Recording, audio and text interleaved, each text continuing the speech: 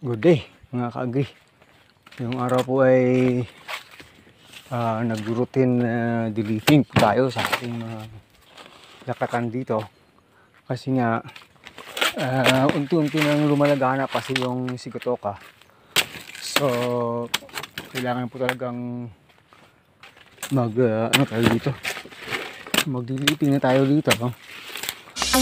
Pero bago po natin pag-usapan yan, kung bago ka pa lang sa channel ko, paki-like naman po, comment, share, and subscribe. At huwag kalimutang i-hit ang ating button bell para ma-notify po kayo sa ating mga bagong upload. Habang maganda pa yung panahon, hindi pa umuulan kasi hindi po natin magagawa itong ating routine deleting mga ka-agri pag palagi ng umulan kasi yun nga ay lumabas na yung sikat ng araw, medyo okay. Dapat kasi madry sila pagkatapos nitong mag-delete tayo, at least meron lang 2 oras na nagsikat yung araw para po mga ka-agri ay siguradong hindi basta-basta ito papasukin ng mga fungus. Kasi nga, sigatoka nandito na. Palagian ng umuulan. So, yan yung pinakaayaw ng ating sabihan. So, dapat naka-routine direct tayo dito. Kung lalo na po sa may mga tama. Yan po, mga ka-agri. Kasi itong area kasi nag-uumpisa na magbunga.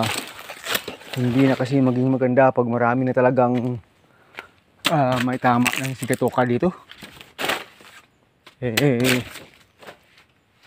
May sa bunga niya pag bigla ang dumami yung sigatoka at pagkatapos ay ayun, yung dahon ay biglang kumonte. Pag kumonte na yung dahon, kulang na yung magpa-process ng kanilang pagkain. Yun po, yung ibang dahon po ginawa na nating chop-chop para pangkumpay sa ating mga kambing. So siyempre, daming sobra.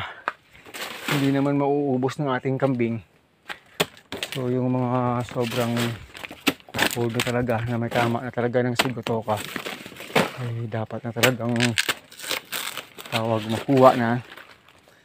At araw-araw po tayong nagkukumpay ng dahon ng ating saging dito. Ay, inaaraw-araw ko na.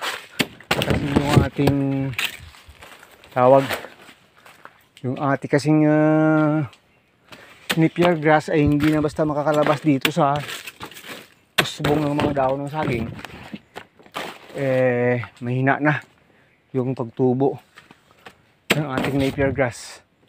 Kaya dahon ng saging na naman yung kinukumpay natin para sa ating kunin na lang to. Yung ating tawag mga kambing. Tingnan mo, yellow na. Old na kasi talaga. Kasi kahit na matangkad na masyado ay may mga dahon pa. So, yun. Yung paligian ng umulan, biglang tumanda itong mga dahon niya. Kahit na napaka super green ito noong 1 linggo pa. Paano? Talagang old leaves naman talaga Kasi yung iba, pagka ito nakalaki yung puno, nasa taas na kasi yung dahon. Pero dito sa atin, pinabiyaan na natin ito. Supposed to be, sinunod na ito nung past 2 weeks pa sa kakadilip. Kaso, green na green pa rin. Yun yung nakikita natin. So, sabi ko, sayang. Pero dahil na yun, nag-uumpisa nang pumasok itong yellow sigatoka, talagang kukunin na. Kasi pag hindi natin ito ma-delete mga ka-agri yun na nga, dadami ito. Dadami.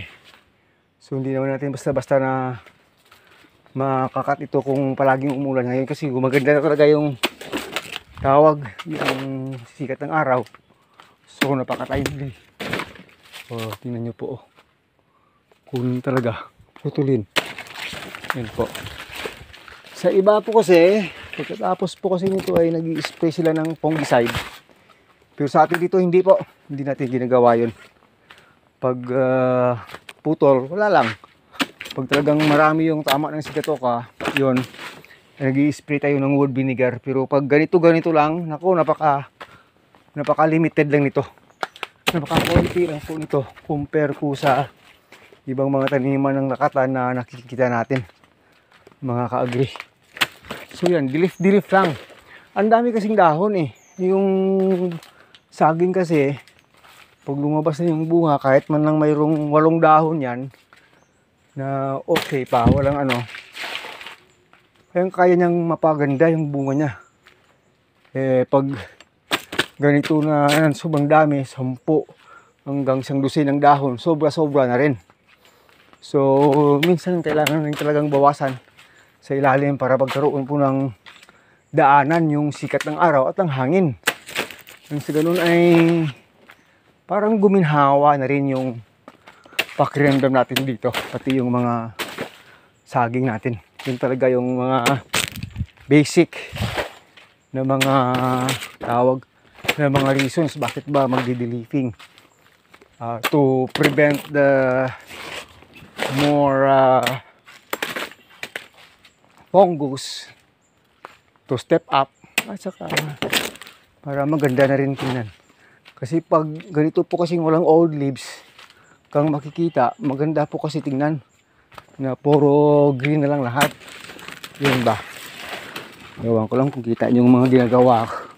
Kasi kaliwang kamay humahawak ng cellphone, kanan nagpuputol ng mga dahon ng ating saging. Hindi rin tayo nakakatingin diyan sa monitor natin. So yun. Ayun, pagkatapos po nito ay magbabaging pa eh. Ito, masyadong laki nito. Magbabaging pa tayo mga ka-agri pagkatapos nitong pagdidilif natin ng ating mga saging. Ito, abot na abot ng kamay ko, pero hindi pa ito nakuha na ng mga flowers sa taas eh. Kailangan talaga makuha para pogi siya.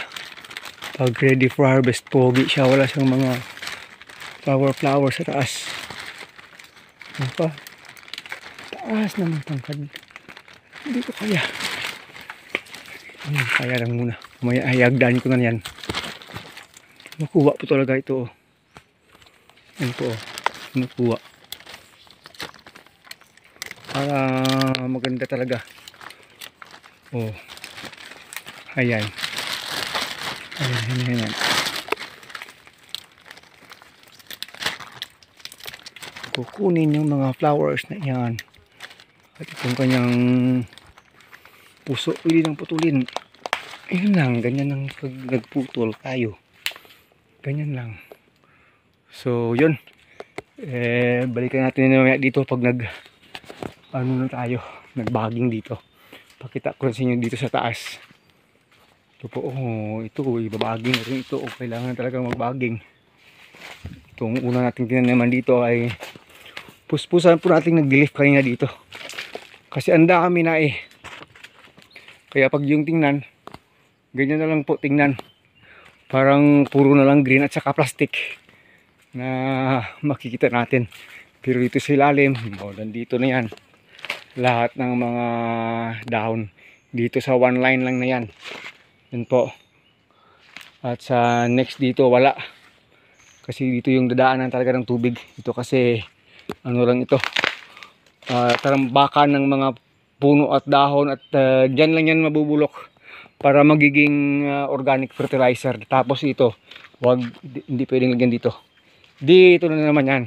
On the other canal na naman. Gaya na po dito, wala na naman dito.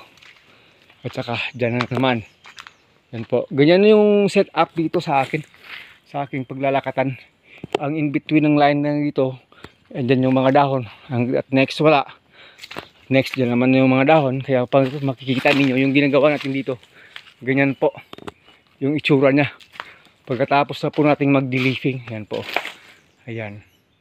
Para dito pag walang mga dahon at puno, pag masyadong malakas yung ulan, absuelto yung tubig, makakalabas sa kanal from end to end. Yun yung mga ginagawa natin. So medyo okay na tingnan. Yan, pag walang